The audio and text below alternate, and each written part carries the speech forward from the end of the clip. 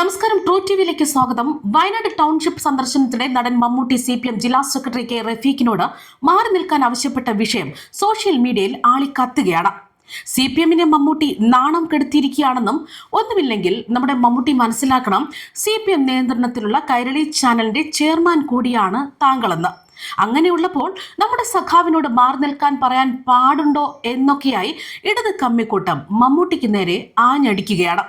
ഇക്കഴിഞ്ഞ നാളിലാണ് വയനാട് ഉരുൾപൊട്ടൽ ദുരിതബാധിതർക്കായി സർക്കാർ ഒരുക്കുന്ന ടൗൺഷിപ്പ് കാണാനെത്തിയ മമ്മൂട്ടിക്ക് പിന്നാലെ വാല് പോലെ കൂടെ കൂടിയ CPM ജില്ലാ സെക്രട്ടറി B റഫീഖിനോട് നിങ്ങൾ എന്തിനാണ് എപ്പോഴും കൂടെ നിൽക്കുന്നതെന്നും, നിങ്ങൾ ഇങ്ങനെ കൂടെ നടന്നാൽ ഞാൻ നിങ്ങൾക്ക് വേണ്ടി വന്നതാണ് എന്ന് ആളുകൾ വിചാരിക്കുമെന്നും, മാറി നിന്നാൽ മതിയെന്നും അദ്ദേഹം പറഞ്ഞത്. അതിന് കാരണമാകട്ടെ, ഒരു പാർട്ടിക്കും വേണ്ടിയല്ല അദ്ദേഹം അവിടെ എത്തിയത് എന്ന് തന്നെയാണ്. അതായത് കേന്ദ്ര സർക്കാരിന്റെ 900 കോടി, മലയാളിയുടെ 773 കോടി സോഷ്യൽ ക്യാപിറ്റൽ, 773 കോടി രൂപ, ഇതെല്ലാം ജനങ്ങളാണ് സർക്കാരിന് കൊടുത്തത്. ആ പണം കൊണ്ടാണ് ടൗൺഷിപ്പ് നിർമ്മിച്ചിരിക്കുന്നത്. അത് കാണാനാണ് മമ്മൂട്ടി എത്തിയത്, അല്ലാതെ CPM ഒരുക്കിയ പാർട്ടിക്കല്ല. അപ്പൊ പിന്നെ എന്തിനാണ് CPM നേതാക്കൾ അദ്ദേഹത്തിന് വഴിയൊരുക്കുന്നതും ജനങ്ങളെ നിയന്ത്രിക്കുന്നതും?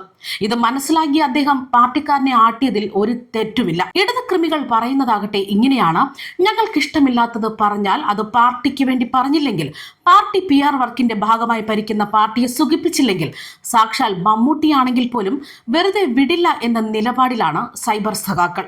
അതായത് ചൂരൽമലയിലെ ടൗൺഷിപ്പിന്റെ യാഥാർത്ഥ്യങ്ങൾ പുറത്തുവരാൻ സാക്ഷാൽ ഭരത് മമ്മൂട്ടിക്ക് അങ്ങോട്ട് എത്തേണ്ടി വന്നു എന്നതാണ് സത്യം. അതേസമയം ഈ വിഷയം ശ്രദ്ധയിൽപ്പെട്ട മമ്മൂട്ടിയാകട്ടെ വളരെ മാന്യമായി റഫീഖിനെ ഫോണിൽ വിളിച്ച് നേരിട്ട് എനിക്കൊരു നാക്കുപിഴ സംഭവിച്ചുവെന്നും, മനഃപൂർവ്വം താങ്കളെ വേദനിപ്പിക്കാൻ വേണ്ടി പറഞ്ഞതല്ല എന്ന് ഖേദപ്രകടനം നടത്തിയിരിക്കുന്നു. ഇതുമൂലം ആ ഒറ്റ വാക്കിലൂടെ അറിയാതെങ്കിലും വേദനയ്ക്ക് കാരണമായവനും വേദനിപ്പിച്ച ആളിനും തമ്മിൽ ദൂരം ഏറെ കുറഞ്ഞിരിക്കുന്നു. എന്നാൽ ഇതിനെ കുത്തി കുത്തി വ്രണമാക്കുകയാണ് ഇടത് കമ്മിക്കൂട്ടം. അതേസമയം മുൻപ് നടന്ന ഒരു സംഭവം കൂടി ശ്രദ്ധയിൽപ്പെടുത്തുകയാണ്. 2004 പ്ലാച്ചിമട സമരവുമായി മുന്നോട്ട് പോകുമ്പോൾ അന്നത്തെ പ്രതിപക്ഷ നേതാവായിരുന്ന, പിന്നീട് മുഖ്യമന്ത്രിയായി മരിച്ചുപോയ VS അച്യുതാനന്ദൻ ഈ മമ്മൂട്ടിയെ ഫോണിൽ വിളിച്ച് താങ്കൾ കൊക്കക്കോള കമ്പനിയുടെ സൗത്ത് ഇന്ത്യൻ അംബാസഡർ പദവിയിൽ നിന്ന് ഒഴിയാൻ നടപടി സ്വീകരിക്കണമെന്ന് ആവശ്യപ്പെട്ടിരുന്നു. ഈ വലിയ മഹാനടൻ ആ നിമിഷം കോടിക്കണക്കിന് രൂപ കിട്ടുന്ന കരാറിൽ നിന്ന് നിരുപാധികം പിൻവാങ്ങുകയും ചെയ്തു. ഇനി മറ്റൊരു സംഭവമാകട്ടെ, 2015 ജൂൺ മാസത്തിൽ തിരുവനന്തപുരത്ത് ഒരു ചടങ്ങിൽ അന്നത്തെ വിദ്യാഭ്യാസ മന്ത്രി അബ്ദുൾ റബ്ബും മമ്മൂട്ടിയും ഒത്തുകൂടിയിരുന്നു. സദസ്സ് നിലവിളക്ക് കത്തിച്ച് ഉദ്ഘാടനം ചെയ്തതിന് പിന്നാലെ ആ കൈവിളക്ക് മന്ത്രി അബ്ദുൾ റബ്ബിന് കൊടുത്തപ്പോൾ ഒരൈത്തം പോലെ മാറി നിന്ന് അബ്ദുൾ റബ്ബ് പറഞ്ഞത് ഇങ്ങനെയാണ്: തന്റെ വിശ്വാസമനുസരിച്ച് ഇത് ചെയ്യാൻ കഴിയില്ല എന്ന് പറഞ്ഞ് ഒഴിഞ്ഞു മാറി. നമ്മുടെ ഭരണഘടന പ്രകാരം സത്യപ്രതിജ്ഞ ചെയ്ത് അധികാരത്തിൽ വന്ന ഒരു മന്ത്രിയായിരുന്നു ഇങ്ങനെ ഒന്ന് പറഞ്ഞത്. ഇത് കേട്ടതും മമ്മൂട്ടി ചടങ്ങിൽ പൊട്ടിത്തെറിച്ച് കണക്കിന് മന്ത്രിക്ക് പറഞ്ഞു കൊടുത്താണ് അനിഷ്ടം പ്രകടിപ്പിച്ചത്. അതായത് മമ്മൂട്ടി ഒന്നും തന്നെ മനസ്സിൽ വെക്കുന്ന ആളല്ല. പുള്ളിയുടെ രീതി ഇതുതന്നെയാണ്.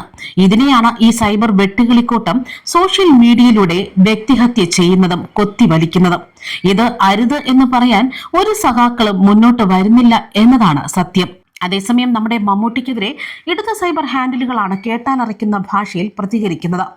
ടൗൺഷിപ്പ് സന്ദർശനത്തിനുടനീളം അനുഗമിച്ച CPM ജില്ലാ സെക്രട്ടറി റഫീഖിനോട് മമ്മൂട്ടി അതൃപ്തി പ്രകടിപ്പിക്കുകയായിരുന്നു. നിങ്ങൾ എന്തിനാണ് എപ്പോഴും എൻ്റെ കൂടെ നിൽക്കുന്നതെന്നും, ഞാൻ നിങ്ങൾക്ക് വേണ്ടി വന്നതാണെന്ന് ആളുകൾ വിചാരിക്കുമെന്നും, മാറി നിന്നാൽ മതിയെന്നുമായിരുന്നു മമ്മൂട്ടി പറഞ്ഞത്. ഇതോടെ സംഭവത്തിൽ കെ റഫീഖിന്റെ നടപടിയിൽ വയനാട് CPMൽ നീരസം ഉണ്ടായിരിക്കുന്നു എന്നാണ് വിവരങ്ങൾ. തന്റെ സാന്നിധ്യം രാഷ്ട്രീയമായ മറ്റൊരു നിലയിൽ വ്യാഖ്യാനിക്കപ്പെട്ടേക്കാം എന്ന ആശങ്കയാണ് മമ്മൂട്ടി പങ്കുവച്ചതെന്നാണ് റഫീഖ് ഇപ്പോൾ വിശദീകരിക്കുന്നത്. ഇക്കാര്യം മമ്മൂട്ടി തന്നെ തന്നോട് നേരിട്ട് ഫോണിൽ വിളിച്ച് വ്യക്തമാക്കിയതായിട്ടും അദ്ദേഹം പറയുകയാണ്. അതായത് വ്യക്തിപരമായ സംഭാഷണത്തെ തനിക്കെതിരെയുള്ള ആയുധമാക്കി മാറ്റാൻ ചില മാധ്യമങ്ങളും സൈബർ കേന്ദ്രങ്ങളടക്കം ശ്രമിച്ചതാണ് വിഷയം വഷളാക്കിയത്. സർക്കാരിന്റെ ഇച്ഛാശക്തിയിൽ ഉയർന്നു വന്ന മാതൃകാപരമായ ഈ ടൗൺഷിപ്പിന്റെ തിളക്കം ഇത്തരം വിവാദങ്ങൾ മൂലം കുറഞ്ഞു പോകരുത് എന്നാണ് റഫീഖ് അഭ്യർത്ഥിക്കുന്നത്. News desk, true TV.